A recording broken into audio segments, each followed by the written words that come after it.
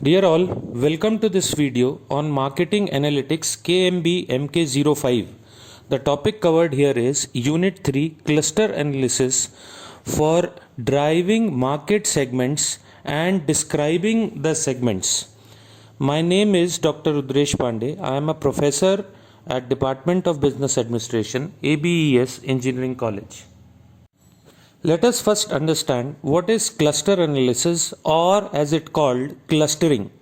It is the task of grouping a set of objects in such a way that objects in the same group, which is called cluster, are more similar in some sense to each other than to those in other group or other clusters. It is a main task of exploratory data mining and a common technique for statistical data analysis.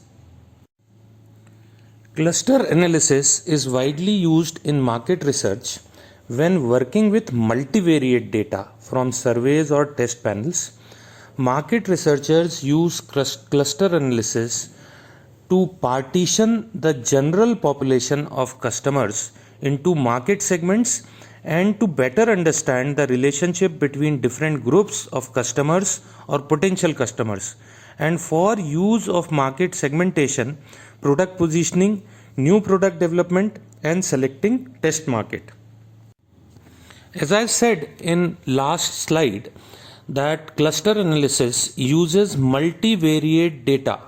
Now let us understand what this term is and what is different types of data, what is multivariate data, what is bivariate data, and what is multivariate data. Let us first see univariate data. This type of data consists only one variable.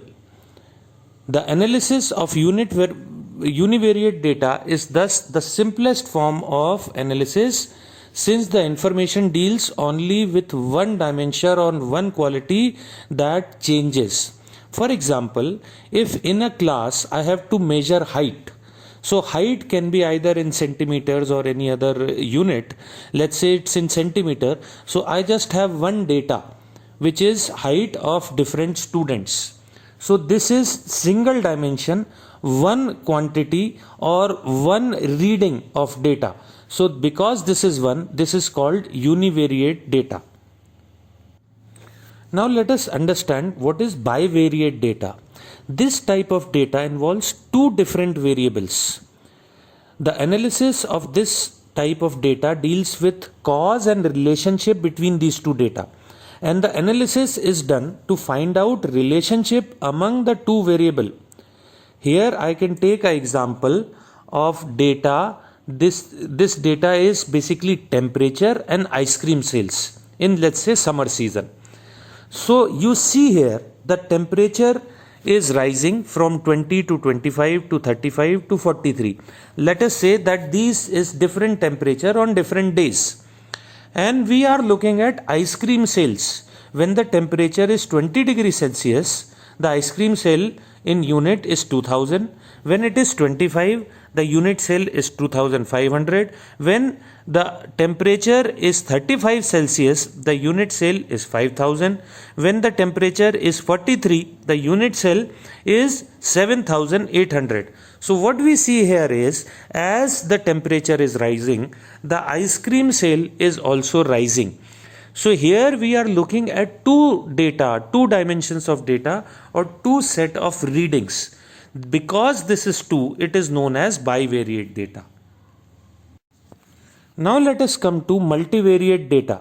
When data involves three or more variables, it is categorized under multivariate data. Example of this type of data is, suppose an advertiser wants to compare the popularity of 4 advertisements on website. Okay, they have put 4 advertisements on different or same website. Then their click rates, how many people are clicking on those, could be measured, and in terms of men and women. relationship between variables, different variables, that what is the time, what is the need of the people who are clicking it, can be measured. So there are lot of data, lot of dimensions of data, and when it becomes more 3 or more than 3, it becomes multivariate data. Usually we are using this type of data in marketing research or analytics, market analytics. And multivariate data is the most common, prevalent or most practical data which statisticians or researchers or analytics people use. Now let us look at what are the applications of cluster analysis. Cluster analysis is used in first market segmentation. We do market segmentation based on cluster analysis. Cluster analysis techniques are used in segmenting market and making a proper segment. Second is understanding buyer behavior. Cluster analysis is very helpful because you see buyers are more in numbers. So if you have to study buyer behavior, you have to divide them in groups, in clusters. And when you divide them in clusters, you get a better understanding of buyer behavior for the overall market. Next is identifying new product opportunities. New products for different segments. When you understand segments, when you understand your customers, you have understanding to identify new product opportunities. You know which type of customer is looking what kind of products. Next is selecting test market. With cluster analysis, you can select test market. You can see where you need to go and test your products, because ultimately test markets will be your clusters where you will be testing. So you have to apply all those cluster analysis understanding to know your test market. Then most important task or application of cluster analysis is data reduction. Data reduction is very important in research and marketing analytics, because with data reduction you can have more effective results, and cluster analysis helps in data reduction. Hypothesis generation is also an application of cluster analysis. With this, you can make clusters, have a better understanding of data, and generate hypotheses for the further research. Now let us understand steps for cluster analysis, how cluster analysis takes place. First is that you have to formulate the problem. It is select the variables on which the clustering will be based. The variables should be described, the similarity between the objects in terms that they are relevant to research problem.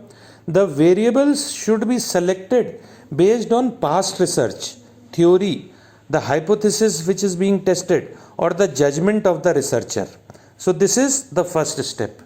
Second step in cluster analysis is selecting a distance measure.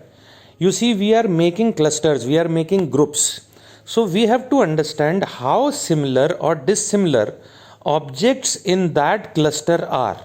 So an appropriate measure of distance is needed to select how the objects in those clusters are, either they are similar or dissimilar. The most commonly used measure is Euclidean distance. Third step in cluster analysis is selecting a clustering procedure. Several clustering procedures have been developed, and one of the most appropriate for problems at hand should be chosen. So here you have to find out what kind of procedure will you have in selecting and making those clusters. Next or fourth step is decide on the number of clusters. You have to decide how many clusters you want to have.